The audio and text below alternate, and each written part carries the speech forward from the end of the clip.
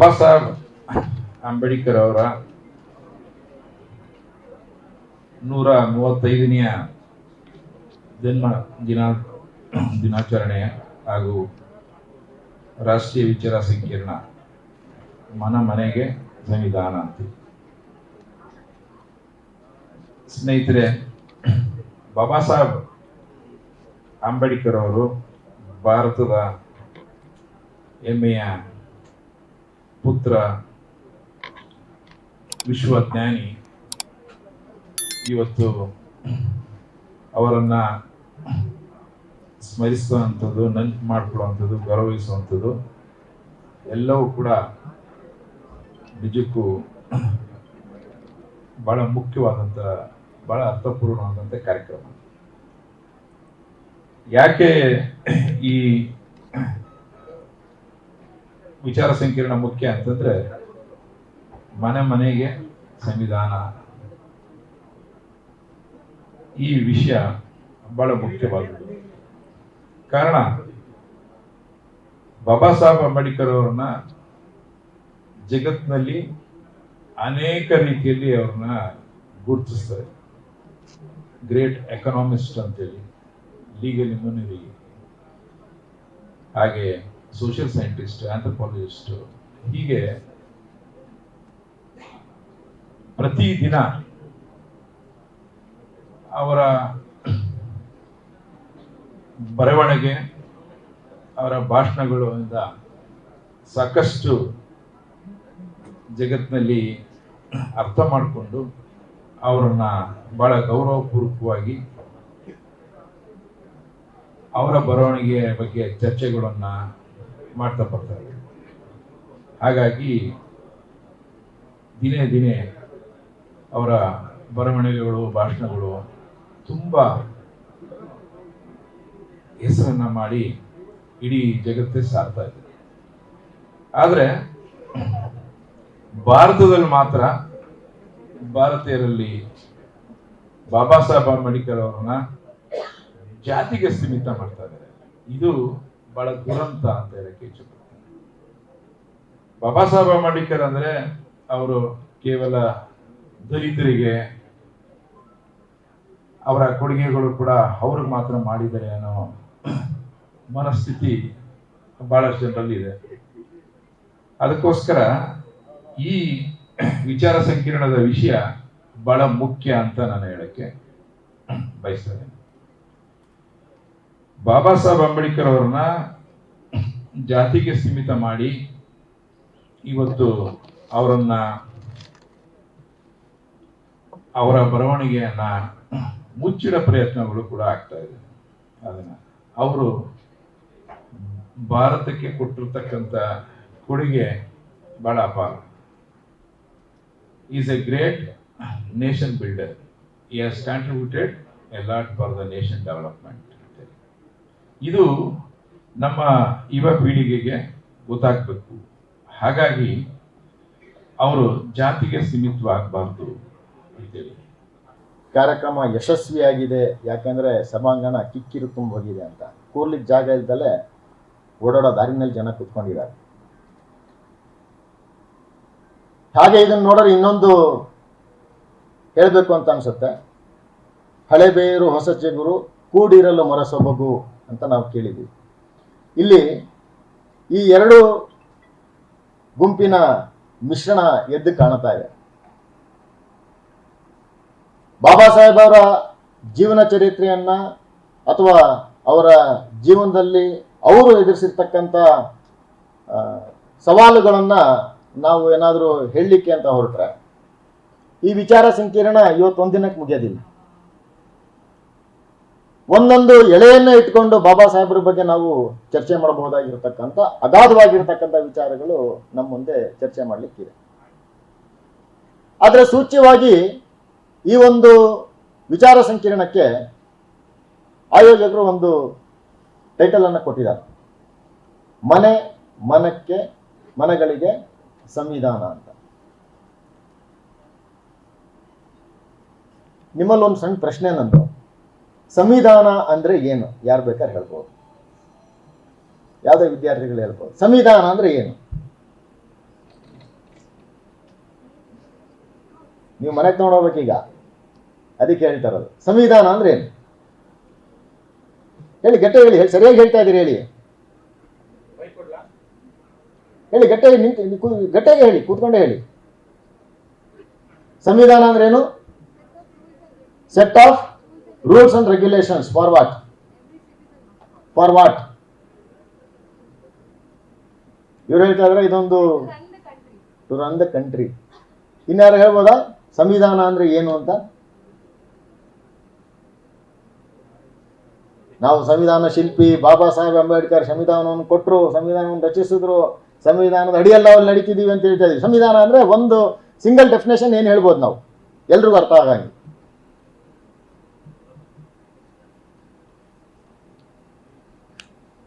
ದಯಮಾಡಿ ಹೇಳಿ, ನಿಮ್ಗೆ ಗೊತ್ತಿರೋದೇನೆ ಹೇಳಿ. ಸಂವಿಧಾನ ಅಂದ್ರೆ ಏನು? ಸಂವಿಧಾನದಲ್ಲಿ ಸಮಾನತೆ ಇರಬೇಕು ಅಂತ ಹೇಳ್ತಾರೆ. ಸಂವಿಧಾನ ಅಂದ್ರೆ ಏನು? ಅಂಬೇಡ್ಕರ್ ಅವರು ನಮಗೆ ಕೊಟ್ಟಿರೋ ಸಂವಿಧಾನ ಅಂತ ಹೇಳ್ತೀವಿ. ಏನ್ ಕೊಟ್ಟಿದ್ದಾರೆ ಹಾಗಾದ್ರೆ ನಮಗೆ? ಪ್ರಮುಖ ಸ್ತ್ರೀವಾದಿ ಅಂದ್ರೆ ಬಾಬಾ ಸಾಹೇಬ್ ಅಂಬೇಡ್ಕರ್ ಅವರು.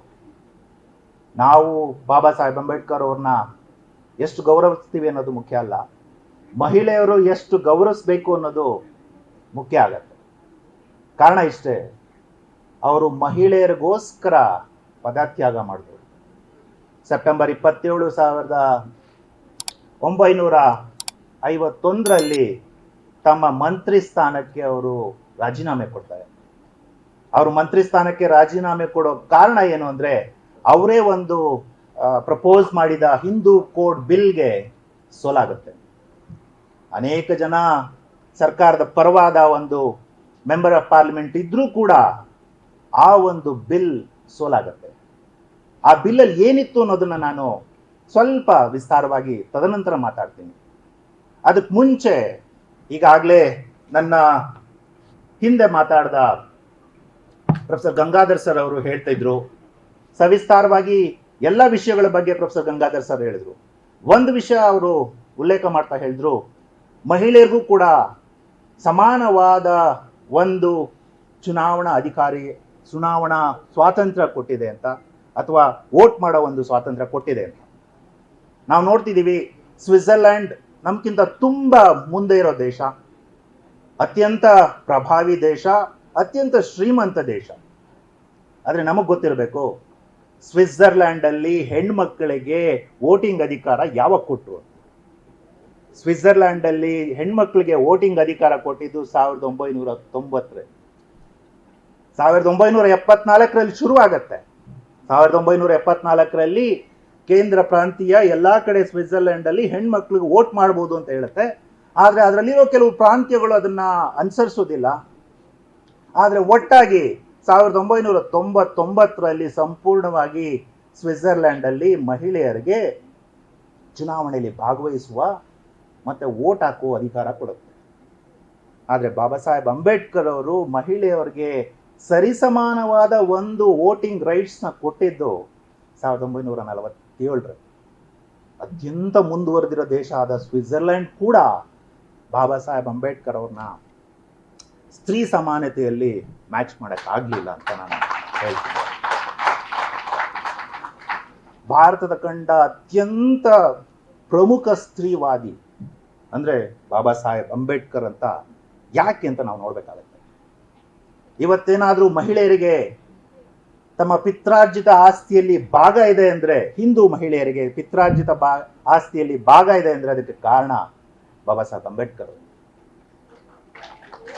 ಈಗಿನ ಕಾಲದಲ್ಲಿ ಮಹಿಳೆಯರಿಗೆ ಏನಾದ್ರೂ ವಿಚ್ಛೇದನದ ಒಂದು ಅಧಿಕಾರ ಇದೆ ಅಂದ್ರೆ ಅದು ಅಂಬೇಡ್ಕರ್ ಸಾಹೇಬಿಂದ.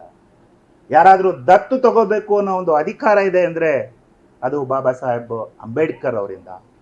ಅಥವಾ ವಿಚ್ಛೇದನ ಪಡೆದುಕೊಂಡ್ಮೇಲೆ ಗಂಡನಿಂದ ಒಂದು ಕಾಂಪನ್ಸೇಷನ್ ಏನಾದರೂ ಸಿಗಬೇಕು ಅಂತಿದ್ರೆ ಅದಕ್ಕೆ ಕಾರಣ ಬಾಬಾ ಸಾಹೇಬ್ ಅಂಬೇಡ್ಕರ್ ಅವರ ಹಿಂದೂ ಕೋಡ್ ಬಿಲ್. ಸವಿಸ್ತರವಾಗಿ ನೋಡ್ಬೇಕಾದ್ರೆ ಯಾವ ಅಧಿಕಾರ ಇತ್ತು ಹೆಣ್ಣು ಮಕ್ಕಳಿಗೆ 1947ಕ್ಕೆ ಮುಂಚೆ ಅಥವಾ 1950ಕ್ಕೆ ಮುಂಚೆ ಅಂತ ನೋಡಿದಾಗ 1937ರಲ್ಲಿ ಒಂದೇ ಒಂದು ಲಾ ಬರುತ್ತೆ. ಆ ಲಾ ಏನ್ ಹೇಳುತ್ತೆ ಅಂದ್ರೆ ಮಹಿಳೆಯರಿಗೆ ಆಸ್ತಿಯಲ್ಲಿ ಇರುವ ಅಧಿಕಾರ ಅಂತ ಹೇಳುತ್ತೆ. ಅದು ಬ್ರಿಟಿಷರು ತಂದ ಒಂದು ಲಾ ಅದು. ಆಗ ಯಾವ ಮಹಿಳೆಯರಿಗೆ ಆಸ್ತಿಯಲ್ಲಿ ಅಧಿಕಾರ ಇರುತ್ತೆ ಅಂತ ಹೇಳುತ್ತೆ. ಯಾವ ಮಹಿಳೆಯರಿಗೆ ಅಂದ್ರೆ ಕೇವಲ ವಿಧವೆಯರಿಗೆ ಮಾತ್ರ ಆಸ್ತಿಯರಿಗೆ ಅಧಿಕಾರ ಇರುತ್ತೆ 1937ರ ನಂತರ. ಅದು ಯಾವ ವಿಧವೆ ಅಂತ, ಅದು ಯಾವ ವಿಧವೆ ಅಂದ್ರೆ ಮಗನ ಒಬ್ಬ ಆಸ್ತಿಯಲ್ಲಿ ಇರ್ತಾನೆ, ಆತನು ಭಾಗಿಯಾಗಿರ್ತಾನೆ. ಮಗನ ಹೆಂಡತಿ ಏನಾದರೂ ತೀರೋದ್ರೆ ಆಕೆ ಕೂಡ ಆಸ್ತಿಗೆ ಒಡತಿಯಾಗಿರ್ತಾಳೆ. ಆದ್ರೆ ಆ ಒಡೆತನ ಸಂಪೂರ್ಣವಾಗಿರುತ್ತಾ? ವಿಧಿವೇರಿಗೆ ಬಿಟ್ರೆ 1937ಕ್ಕೆ ಮುಂಚೆ ಯಾವುದೇ ಹಿಂದೂ ಹೆಣ್ಣು ಮಗಳಿಗೆ ಆಸ್ತಿಯಲ್ಲಿ ಭಾಗ ಇರಲಿಲ್ಲ. 1937ರಲ್ಲಿ ಬ್ರಿಟಿಷ್ ಕಂದ ಕಾಯ್ದೆಯಿಂದ ವಿಧವೆಯರಿಗೆ ಬಂತು. ಆದ್ರೆ ಅದು ಸಂಪೂರ್ಣ ಅಧಿಕಾರನ ಅಂತ ನೋಡಿದ್ರೆ ಅದು ಸಂಪೂರ್ಣ ಅಧಿಕಾರ ಆಗಿರೋದಿಲ್ಲ. ಯಾಕೆ ಅದು ಸಂಪೂರ್ಣ ಅಧಿಕಾರ ಆಗಿರಲ್ಲ ಅಂದ್ರೆ, ವಿಧವೆಯರಿಗೆ ಭಾಗ ಇರುತ್ತೆ, ಆದ್ರೆ ವಿಧವೆಯರು ಅದನ್ನ ಮಾರೋದಕ್ಕಾಗೋದಿಲ್ಲ, ಅಥವಾ ಆ ವಿಧವೆಯರು ತಮ್ಮ ಮಕ್ಕಳಿಗೆ ಅದನ್ನ ವಿನಿಯೋಗ ಮಾಡೋದಕ್ಕಾಗೋದಿಲ್ಲ ಅನ್ನೋದು ಈ ಒಂದು ಆಕ್ಟ್ ಹೇಳುತ್ತೆ. ಅದನ್ನ ವಿರೋಧಿಸಿ ಅಥವಾ ಅದನ್ನ ಬದಲಾವಣೆ ತರ್ತಾ ಬಾಬಾ ಸಾಹೇಬ್ ಅಂಬೇಡ್ಕರ್ ಅವರು ಈ ಹಿಂದೂ ಕೋಡ್ ಬಿಲ್ ಅನ್ನ ಸಂವಿಧಾನಕ್ಕೆ ಪ್ರಪೋಸ್ ಮಾಡ್ತಾರೆ. ಅದು ಸೋಲುತ್ತೆ. ಆದರೆ ತದನಂತರ 1956ರಲ್ಲಿ ಈ ಒಂದು ಹಿಂದೂ ಕೋಡ್ ಬಿಲ್ ಅನ್ನ ಸ್ವಲ್ಪನೇ 4 ಆಕ್ಟ್ಗಳಲ್ಲಾಗಿ ಜಾರಿ ಮಾಡಿ ಅದನ್ನ ಜಾರಿಗೊಳಿಸ್ತಾರೆ. ಈ ಹಿಂದೂ ಕೋಡ್ ಬಿಲ್ ಅಲ್ಲಿ ಏನಿತ್ತು ಅಂತ, ಈ ಹಿಂದೂ ಕೋಡ್ ಬಿಲ್ ಅಲ್ಲಿ ಪ್ರಪೋಸ್ ಮಾಡಿದ್ದೇನಿತ್ತು ಅಂದ್ರೆ ಎಲ್ಲಾ ಹೆಣ್ಣು ಮಕ್ಕಳಿಗೂ ಅರ್ಧ ಆಸ್ತಿ ಭಾಗ ಅಂತ ಹೇಳುತ್ತೆ. ಅದು ಯಾವುದೇ ರೀತಿಯ ಜಮೀನಿರಲಿ, ಅದು ನೀರಾವರಿ ಜಮೀನಿರಲಿ ಅಥವಾ ಮನೆ ಇರಲಿ, ಏನೇ ಆಗಿರಲಿ, ಅರ್ಧ ಹೆಣ್ಣು ಮಕ್ಕಳಿಗೆ ಆಸ್ತಿಯಲ್ಲಿ ಭಾಗ ಅಂತ ಹೇಳುತ್ತೆ. ಆಮೇಲೆ ಯಾವ ಹೆಣ್ಣು ಮಕ್ಕಳನ್ನ ಈ ಒಂದು ಹಿಂದೂ ಕೋಡ್ ಬಿಲ್ ಸೇರಿಸುತ್ತೆ ಅಂತ, ಯಾರು ಅಂದ್ರೆ ವಿಧವೆ ಇರಬಹುದು. ತಾಯಿ ವಿಧವೆ ಆಗಿದ್ರೆ ಆಕೆ ಕೂಡ ಇದಕ್ಕೆ ಅಧಿಕಾರ, ಆಸ್ತಿಗೆ ಒಂದು ಒಡೆತನ ಹೊಂದೋದಕ್ಕೆ ಅಧಿಕಾರ ಕೊಡುತ್ತೆ. ಮಗಳಿರ್ಬೋದು, ನಿಮಗೆ ಜ್ಞಾಪಕ ಇರಲಿ, ಮಗಳಿಗೆ ಆಸ್ತಿಯ ಅಧಿಕಾರ ಇರಲೇ ಇಲ್ಲ.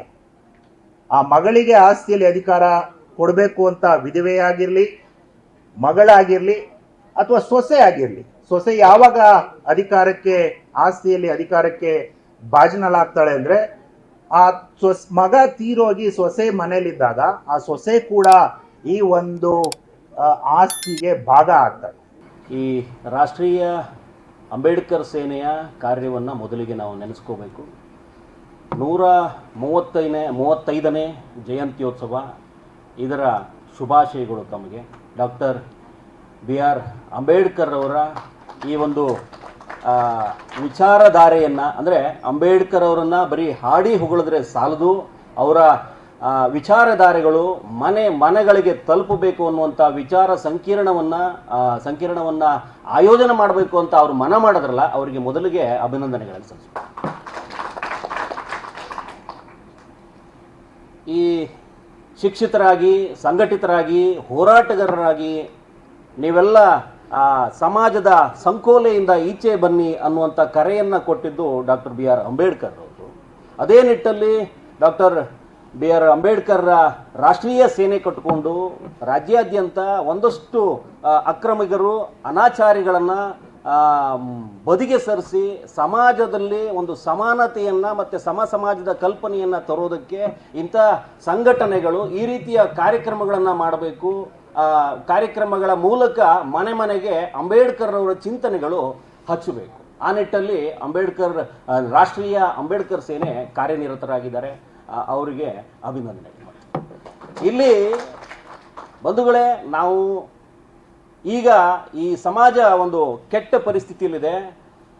ಅಂಬೇಡ್ಕರ್ ಅವರ ಹೆಸರನ್ನು ಬಳಸ್ಕೊಂಡು, ಅಂದರೆ ದುರ್ಬಳಕೆ ಮಾಡಿಕೊಂಡು ಸಮಾಜದಲ್ಲಿ ದೌರ್ಜನ್ಯಗಳು ನಡೀತಾ ಇದೆ ಅನ್ನುವಂಥ ಕಾಲಘಟ್ಟದಲ್ಲಿ ಇದ್ದೀವಿ ಅನ್ನುವಂಥ ಕಲ್ಪನೆಯನ್ನು ಕಟ್ಟಿಕೊಡಲಾಗ್ತಾ ಇದೆ. ಆದರೆ ಡಾಕ್ಟರ್ BR ಅಂಬೇಡ್ಕರ್ ಅವರು ಬಾಲ್ಯದಲ್ಲಿ ಅವರು ಅನುಭವಿಸಿದಂಥ ನೋವುಗಳ ರೀತಿ ನೀತಿಯನ್ನು ಓದಿ ನೋಡಬೇಕು. ಆಗ ಗೊತ್ತಾಗತ್ತೆ ಅವರು ಯಾಕೋಸ್ಕರ ಈ ದಲಿತರು ಮತ್ತು ಶೋಷಿತ ವರ್ಗಕ್ಕೆ ಒಂದಷ್ಟು ಹಕ್ಕುಗಳನ್ನು ಕೊಟ್ಟರು, ಆ ಅಡಿಯಲ್ಲಿ ಚಿಂತನೆಯನ್ನು ಮಾಡಿದ್ರು ಅಂತ.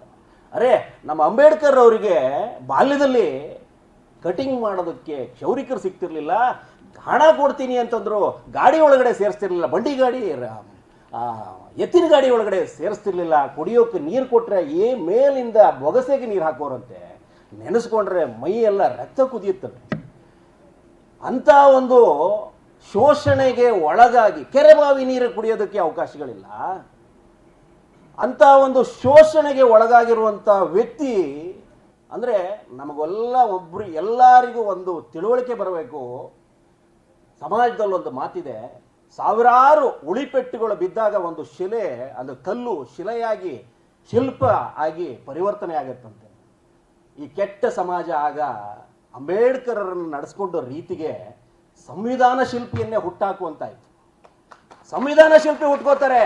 ಆ ಶೋಷಣೆಗೆ ಒಳಗಾಗಿರುವಂಥ ವ್ಯಕ್ತಿ ಸಂವಿಧಾನವನ್ನು ಬರೀತಾರೆ, ಸಮಾಜದ ಕಲ್ಪನೆಯನ್ನು ಕಟ್ಟಿಕೊಡ್ತಾರೆ, ಸಾಮಾಜಿಕ ಪಿಡುಗುಗಳ ವಿರುದ್ಧ ಹಕ್ಕುಗಳನ್ನು ಕೊಡ್ತಾರೆ, ಮಹಿಳೆಯರಿಗೆ ಹಕ್ಕುಗಳನ್ನು ಕೊಡ್ತಾರೆ, ಕಾರ್ಮಿಕರಿಗೆ ಹಕ್ಕುಗಳನ್ನು ಕೊಡ್ತಾರೆ. ಅಂತ ಅಂಬೇಡ್ಕರರನ್ನ ಕೆಟ್ಟ ಹಾದಿಯಲ್ಲಿ ಇಡ್ತೀವಿ. ಅವರ ವಿಚಾರಧಾರೆಗಳನ್ನ ಮಾತಾಡೋದಿಲ್ಲ. ಯಾರ್ಯಾರನ್ನೂ ಮಹಾತ್ಮರನ್ನಾಗಿ ಮಾಡಿಬಿಟ್ಟಿದ್ದೀವಿ. ನಿಜವಾದ ಮಹಾತ್ಮ ಇದ್ರೆ ಅದು ಡಾಕ್ಟರ್ BR ಅಂಬೇಡ್ಕರ್ ಅಂತ ನಾನು ಹೇಳೋದಕ್ಕೆ. ನಿಜವಾದ ಮಹಾತ್ಮ ಡಾಕ್ಟರ್ BR ಅಂಬೇಡ್ಕರ್. ನಾವು ಇವರ ಕಲ್ಪನೆಗಳನ್ನ, ಇವರ ಸಮಾಜ ಕಟ್ಟದ ರೀತಿಗಳನ್ನ ಯೋಚನೆ ಮಾಡಬೇಕು. 1952 ಇರಬೇಕು. ಲೋಕಸಭೆಗೆ ಸಂವಿಧಾನ ಕೊಟ್ಟ ಸಂವಿಧಾನ ಶಿಲ್ಪಿ ಸಂಸತ್ತೊಳಗಡೆ ಬರಬೇಕು ಅಂತ ಒಂದು ಸಣ್ಣ ಕನಸನ್ನು ಹೊರ್ತಾರೆ. ರಾಜಕೀಯದಲ್ಲಿ ತುಂಬಾ ದೊಡ್ಡ ಚಿಂತನೆ ಇತ್ತು ಅವರಿಗೆ. ಆದರೆ ಆಗಿದ್ದ ರಾಜಕೀಯ ಪಕ್ಷ ಇವರು ಬಂದುಬಿಟ್ರೆ ನಮ್ಮ ಬೇಳೆ ಬೇಯೋದಿಲ್ಲಲ್ಲ ಅನ್ನುವಂಥ ಕಾರಣಕ್ಕೆ ಸೋಲಿಸ್ಬಿಡ್ತಾರಲ್ರಿ. ಸೋಲಿಸ್ಬಿಡ್ತಾರೆ, ಸಂಸತ್ತೊಳಗಡೆ ಬರೋದಕ್ಕೆ ಬಿಡೋದಿಲ್ಲ ಅಂತ ಒಂದು ದುರ್ಘಟನೆ ಆಗೋಯ್ತು. ಒಬ್ಬ ಅದೇ ಪಕ್ಷದ ನಾಯಕ ಕೂತ್ಕೊಂಡು ಮಾತಾಡ್ತಾರೆ, ನಾವು ಆ ತಪ್ಪು ಮಾಡಬಾರ್ದಾಗಿತ್ತು ಅಂತ. ನಾವು ಸಂವಿಧಾನಕ್ಕೆ ಮಾಡಿದ ಅಗೌರವ ಅನ್ನುವಂಥದ್ದನ್ನ ಆ ನಾಯಕ ಹೇಳ್ತಾರೆ. ಅದೇ ನಮ್ಮ ಕರ್ನಾಟಕದ ಸದನದೊಳಗಡೆ ಕೂತ್ಕೊಂಡು ಮಾತಾಡ್ತಾರೆ. ಹಾಗಾಗಿ ಇವತ್ತಿನ ಕಾರ್ಯಕ್ರಮ ಏನಿದೆ, ನಿಜಕ್ಕೂ ಅಂಬೇಡ್ಕರ್ ವಿಚಾರಧಾರೆಗಳನ್ನ ಮನೆಗಳಿಗೆ ತಲುಪಿಸಬೇಕು ಅನ್ನುವಂಥ ವಿಚಾರ ಸಂಕಿರಣವನ್ನು ಹೊತ್ಕೊಂಡು ಬರ್ತಾ ಇದೆಯಲ್ಲ, ಈ ಕಾರ್ಯಕ್ರಮಗಳು ನಿತ್ಯ ನಿರಂತರ ಆಗಬೇಕು. ಅಂಬೇಡ್ಕರ್ ಕೂಡ ನಿತ್ಯ ನಿರಂತರವಾಗಿ ನಮ್ಮೊಂದಿಗೆ ಸಂಚರಿಸ್ತಾನೆ ಇರಬೇಕು. ಶೋಷಿತ ಸಮಾಜ, ದಲಿತ ಸಮಾಜ ಈ ಕಲ್ಪನೆ ಎಲ್ಲ ಬಿಟ್ಟು ಹೋಗಬೇಕು. ಮೇಲು ಕೀಳು ಯಾವುದೂ ಇರಬಾರ್ದು ಅಂತಂದ್ರೆ ಇಂಥ ಕಾರ್ಯಕ್ರಮಗಳು ಆಗಾಗ ನಮ್ಮನ್ನ ಬಡಿದಬಿಸ್ತಾ ಇರಬೇಕು. ಬಂಧುಗಳೇ, ಈ ಸಮಾಜ ಶಿಲ್ಪಿ ಅಂತ ಹೇಳ್ತೀವಿ. ಸಂವಿಧಾನ ಶಿಲ್ಪಿಯ ಜೊತೆಗೆ ಅಂಬೇಡ್ಕರ್ ಅವರು ಈ ಸಮಾಜದ ಶಿಲ್ಪಿ. ಶಿಕ್ಷಣ ಮಗದೊಂದು ವಿಚಾರದಲ್ಲಿ ಅವರು ಕಟ್ಟಿಕೊಟ್ಟಿರುವಂಥ ರೀತಿ ನೀತಿಗಳು ಏನಿದಾವೆ ಅವೆಲ್ಲವನ್ನ ಬದಿಗೊರಿಸ್ತಾ ಬರ್ತೀವಿ. ಕೆಲವೊಬ್ಬರು ಈ ರಾಜಕೀಯ ಲಾಭ ಅವ್ಯವಸ್ಥಿತವಾಗಿ ಹೋಗ್ತೀವಿ, ಅನಾಚಾರಿಗಳಾಗ್ತಾ ಇದ್ದೀವಿ. ಅಂಬೇಡ್ಕರ್ ಚಿಂತನೆಗಳನ್ನ ಯಾರೂ ಹಚ್ಕೋತಾ ಇಲ್ಲ. ನಮ್ಮ ಮಾಧ್ಯಮಗಳಾದಿಯಾಗಿ ಹೇಳ್ತಾ ಇದ್ದೀನಿ, ಸಾಮಾಜಿಕವಾಗಿ ಒಂದಷ್ಟು ಬದಲಾವಣೆಗಳು ಬರಬೇಕು ಅಂತಂದ್ರೆ ನಿಜವಾದ ಸಂವಿಧಾನ ಅವ್ರು ಏನು ಕೊಟ್ಟಿದ್ದಾರೋ ಆ ಹಕ್ಕಿಗೆ ಅರ್ಥ ಬರಬೇಕು. ಸಂವಿಧಾನವನ್ನ ನಾವು ಸದ್ಬಳಕೆ ಮಾಡಿಕೊಂಡು ಸರಿದಾರಿಯಲ್ಲಿ ತಗೊಂಡೋದಾಗ ಮಾತ್ರ ಡಾಕ್ಟರ್ BR ಅಂಬೇಡ್ಕರ್ ಜಿಗೆ ನಾವು ಕೊಡುವಂತ ಗೌರವ ಆಗತ್ತೆ ಅಂತ ಹೇಳ್ತಾ ಮತ್ತೆ ನಾನು ಆ ಅಂಬೇಡ್ಕರ್ ಜಿಗೆ ವಂದಿಸ್ತಾ ಜೈ ಭೀಮ್ ಜೈ ಭೀಮ್ ಜೈ ಭೀಮ್. ಇವತ್ತು ಈ ವೇದಿಕೆನಲ್ಲಿ ನಿಂತ್ಕೊಂಡಿದ್ದೀನಿ ಅಂತಂದ್ರೆ ನನ್ನ ಪ್ರೀತಿಯ ಗುರುಗಳು ಸಹ ಈ ವೇದಿಕೆಯಲ್ಲಿದ್ದಾರೆ. ಅದು ಯಾರೂ ಅಲ್ಲ, ನಾನು 2003ರಲ್ಲಿ ಗ್ರಾಮೀಣ ಪ್ರದೇಶದಿಂದ ಬಂದಂಥವ್ರಿಗೆ ಬೆಂಗಳೂರು ವಿಶ್ವವಿದ್ಯಾನಿಲಯದಲ್ಲಿ PhD ಮಾಡಲಿಕ್ಕೆ ಅವಕಾಶ ಕೊಟ್ಟು ಮತ್ತೆ ಜನಪರ ಕಾಳಜಿ ಮತ್ತೆ ಮಕ್ಕಳುಗಳನ್ನ ಏನಾದರೂ ಒಂದು ಕೆಲಸ ಮಾಡು ಅಂತ ಹೇಳಿ ಸ್ವಲ್ಪ ಮೈಸೂರು ವಿಭಾಗದಿಂದ ಬಂದವರು ನಾವು ಸ್ವಲ್ಪ ಹೊರಟೆ ಅಂತ ನಾನು ಯಾವಾಗಲೂ ಬೈದು ತೀಡಿ ತಿತ್ತಿ ಇವತ್ತು ಮಹಾರಾಣಿ ಕ್ಲಸ್ಟರ್ ವಿಶ್ವವಿದ್ಯಾನಿಲಯದಲ್ಲಿ ಸ್ಕೂಲ್ ಆಫ್ ಕಂಪ್ಯೂಟರ್ ಸೈನ್ಸ್ ವಿಭಾಗಕ್ಕೆ ಡೈರೆಕ್ಟರ್ ಆಗಿ 1400 ಜನ ಹಿಂದುಳಿದ ಮತ್ತು ದಲಿತ ಮತ್ತು ರೈತಾಪಿ ವರ್ಗದ ಮಕ್ಕಳುಗಳಿಗೆ ಡೇಟಾ ಸೈನ್ಸ್ ಮತ್ತೆ ಆರ್ಟಿಫಿಷಿಯಲ್ ಇಂಟೆಲಿಜೆನ್ಸ್ ಎಂಬ ಕೈಗೆಟಕುವ ಒಂದು ಕೋರ್ಸ್ ಅನ್ನ ಓಪನ್ ಮಾಡಿಸಿ ನನ್ನ ಮುಖಾಂತರ 1400 ಜನ ಮಕ್ಕಳುಗಳಿಗೆ ವಿದ್ಯಾರ್ಜನೆ ಮಾಡ್ತಾರೆ ಅಂತ ಡಾಕ್ಟರ್ BL ಮುರಳೀಧರ್ ಸರ್ ಅವರಿಗೆ ನನ್ನ ಪ್ರಣಾಮವನ್ನ ಅವರ ಕಾಲು ಮುಟ್ಟಿ ನಮಸ್ಕಾರ ಮಾಡಿದ್ರು ತಪ್ಪಿಲ್ಲ. ಅದು ಈ ವೇದಿಕೆಯಲ್ಲಿ ಮಾಡಬಾರ್ದು ಅಂತ ಇದ್ದೀನಿ. ಯಾವತ್ತೂ ಸಹ ನಾವ್ ಏನೇ ತಪ್ಪು ಮಾಡಿದ್ರು ಕರೆದು ತುಂಬಾ ಆತ್ಮೀಯತೆಯಿಂದ ಮಾತಾಡ್ತಾರೆ. ಮತ್ತೆ ಯಾವಾಗ್ಲೂ ಅವ್ರು ಹೇಳ್ತಾ ಇರ್ತಾರೆ, ಡಾಕ್ಟರ್ BR ಅಂಬೇಡ್ಕರ್ ಅವರ ಕೆಲವು ಭಾಗಗಳನ್ನ ಓದು ಅಂತ ನನಗೆ ಪುಸ್ತಕ ಕೊಟ್ಟು ಮತ್ತೆ ವಿಡಿಯೋಗಳನ್ನ ಶೇರ್ ಮಾಡಿ, ನಾನು ಅವರು ಹೈಯರ್ ಎಜುಕೇಶನ್ಗೆ ಹೋದಾಗ ಅವರು ಹಡಗ್ನಲ್ಲಿ ಪ್ರಯಾಣ ಮಾಡ್ಬೇಕಾದ್ರೆ ಅವರು ಪಟ್ಟಂತ ಕಷ್ಟಗಳನ್ನ, ಮತ್ತೆ ನಮ್ಮ ಸರ್ ಒಬ್ರು ಮಾತಾಡಿದ್ರು, ಮಾಧ್ಯಮ ಸಂಸ್ಥಾಪಕರು, ಈಗ ಒಂದು ಕಲ್ಲಿಗೆ ಪೆಟ್ಟು ಬಿದ್ದಾಗ ಹೇಗಾಗುತ್ತೋ ಅದು ಶಿಲ್ಪಿಯಾಗಿ ಬರುತ್ತೆ ಅನ್ನೋದಕ್ಕೆ ನಮ್ಮ ಆ ಒಂದು ಭಾವನೆಗಳನ್ನ ಮತ್ತೆ ಇದನ್ನ ಮತ್ತೆ ಇವತ್ತು ಅಂಬೇಡ್ಕರ್ ಅವರ ವಿಚಾರಧಾರೆಗಳನ್ನ ಮನೆಗೆ ಮುಟ್ಟುವಂತೆ ಮನೆಗೆ ತಗೊಂಡೋಗ್ಬೇಕು ಅಂತ ಹೇಳ್ತಾ ಇದ್ದಾರೆ. ಅದರಲ್ಲಿ ನಮ್ಮ ಎಲ್ಲ ಯಂಗ್ ಜನರೇಷನ್ ಅವರಿಗೆ ಮೇ ಬಿ ನಮ್ಗೆ ಇವತ್ತಿಗೆ ಡಾಕ್ಟರ್ BL ಮುರಳೀಧರ್ ಸರ್ ಅವರು ಅಂಬೇಡ್ಕರ್ ಮಾದರಿಯಲ್ಲೇ ನಮ್ಮಂತ ನೂರಾರು ಜನನ್ನ ತಯಾರು ಮಾಡಿ ನಾವು ಕೆಲಸ ಕಾರ್ಯಗಳನ್ನ ನಡೆಸ್ತಾ ಇದ್ದೀವಿ. ಮತ್ತೆ ಮುಂದೆನೂ ಸಹ ಅಂಬೇಡ್ಕರ್ ಅವರ ತತ್ವ ಸಿದ್ಧಾಂತಗಳನ್ನ ಮತ್ತೆ ನಮ್ಮ ಮಹಿಳೆಯರಿಗಾಗಿ ಕೆಲಸ ಕಾರ್ಯಗಳನ್ನ ಎಷ್ಟು ಮಾಡಬೇಕು ಅಷ್ಟು ಮ್ಯಾಕ್ಸಿಮಮ್ ಇನ್ನೂ ಸಹ ಮುಂದುವರೆದು ಮಾಡ್ತೀವಿ ಅಂತ ಹೇಳಿ ನನ್ನ ಎರಡು ಮಾತನಾಡಲು ನನ್ನ ಅವಕಾಶ ಕೊಟ್ಟಂತ ಎಲ್ಲ ಆಯೋಜಕರಿಗೆ, ಗೋಪಾಲ್ ಸರ್ ಅವರಿಗೆ, ನಮ್ಮ ಗೋವಿಂದಯ್ಯ ಸರ್ ಅವರಿಗೆ ಎಲ್ಲರಿಗೂ ಸಹ ನಾನು ಹೃತ್ಪೂರ್ವಕವಾದ ಗೌರವವನ್ನು ಸಲ್ಲಿಸಿ ಮಾತು ಮುಗಿಸ್ತಾ ಇದ್ದೀನಿ. ಈ ಕಾರ್ಯಕ್ರಮದಲ್ಲಿ ಅಧ್ಯಕ್ಷತೆಯಿಂದ ದಿಢೀರ್ನ ಆಯೋಜಕರಾದಂಥ ಗೋಪಾಲ್ ಅವರು ಈಗ ಹೇಳಿದ್ರು, ಬಹಳ ಅಚ್ಚುಕಟ್ಟಾಗಿ ಈ ಕಾರ್ಯಕ್ರಮವನ್ನು ಆಯೋಜನೆ ಮಾಡಿದ್ದಾರೆ. ಗೋಪಾಲ್ ಮತ್ತು ನನ್ನ ಆತ್ಮೀಯ ಮತ್ತೋರ್ವ ಸಹೋದರ ಕೆಂಚಯ್ಯ ಮತ್ತು ವೆಂಕೋಬ ಎಲ್ಲ ಸೇರಿ ಕಾರ್ಯಕ್ರಮ ಬಹಳ ಚೆನ್ನಾಗಿ ಮಾಡಿದ್ದೀರಿ. ಅಧ್ಯಕ್ಷತೆ ಏನು ಮಾತಾಡಬೇಕಂತ ಗೊತ್ತಿಲ್ಲ.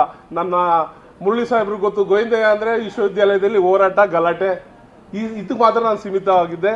ಆದರೆ ಇವತ್ತು ನಿಮ್ಮ ಜೊತೆಯಲ್ಲಿ ನಾನು ಅಧ್ಯಕ್ಷತೆ ವಹಿಸ್ಕೊಂಡಿರೋದು ಅಂದರೆ ನನ್ನ ಸೌಭಾಗ್ಯ ಅಂತ ನಾನಾದರೂ ಭಾವಿಸ್ತೀನಿ ಬಂಧುಗಳೇ.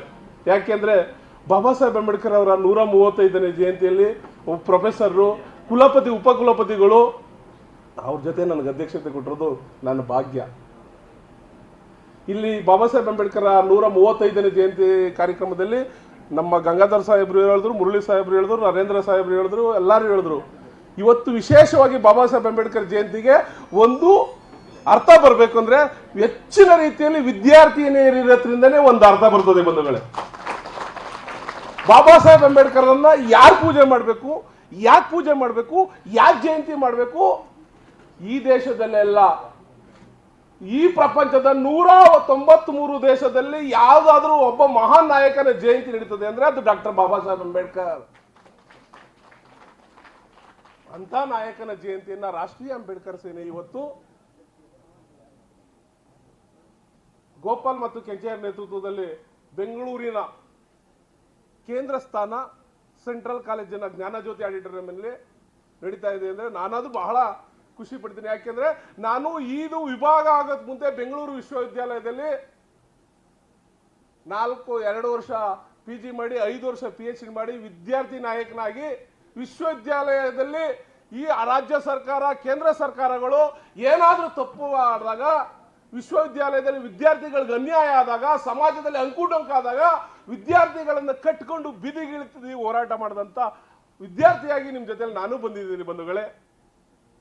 ಆ ಒಂದು ಇವತ್ತು ಸೌಭಾಗ್ಯದಿಂದ ಸೆಂಟ್ರಲ್ ಕಾಲೇಜಿನ ಇದೇ ಸಭಾಂಗಣದಲ್ಲಿ ನಾವು ಜ್ಞಾನಭಾರತಿಯಲ್ಲಿದ್ದಾಗ, ಜ್ಞಾನಭಾರತಿ ಅಂಡರಲ್ಲಿದ್ದಾಗ ಇದನ್ನ ಯಾವಾಗ ಬೇಕಾದರೂ ಕಾರ್ಯಕ್ರಮ ಆಯೋಜಿಸುತ್ತಾ ಇದ್ದೋ.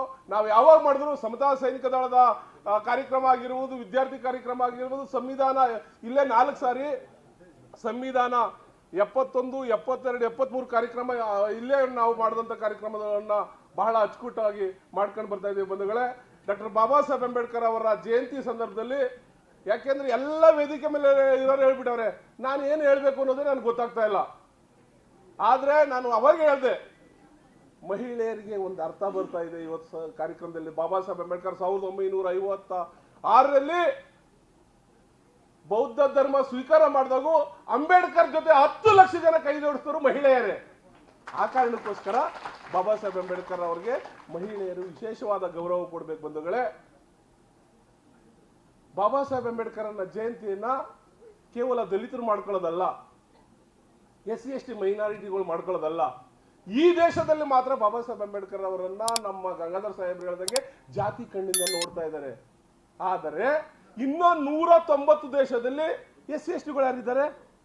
ಯಾಕೆ ಬಾಬಾ ಸಾಹೇಬ್ ಅಂಬೇಡ್ಕರ್ ಅವರನ್ನ 197 ದೇಶದಲ್ಲಿ ಮಾಡ್ತಾ ಇದ್ದಾರೆ ಅಂದ್ರೆ, ಬಾಬಾ ಸಾಹೇಬ್ ಅಂಬೇಡ್ಕರ್ ಅಂದ್ರೆ ಅಪಾರವಾದ ಜ್ಞಾನ, ಅಪಾರವಾದ ಶಕ್ತಿ, ಅಪಾರವಾದ ಸಮಾಜ ಸುಧಾರಕ ಅಂತ ಬಾಬಾ ಸಾಹೇಬ್ ಅಂಬೇಡ್ಕರ್ ಅವರನ್ನ ಪೂಜೆ ಮಾಡ್ತಾರೆ ಬಂಧುಗಳೇ.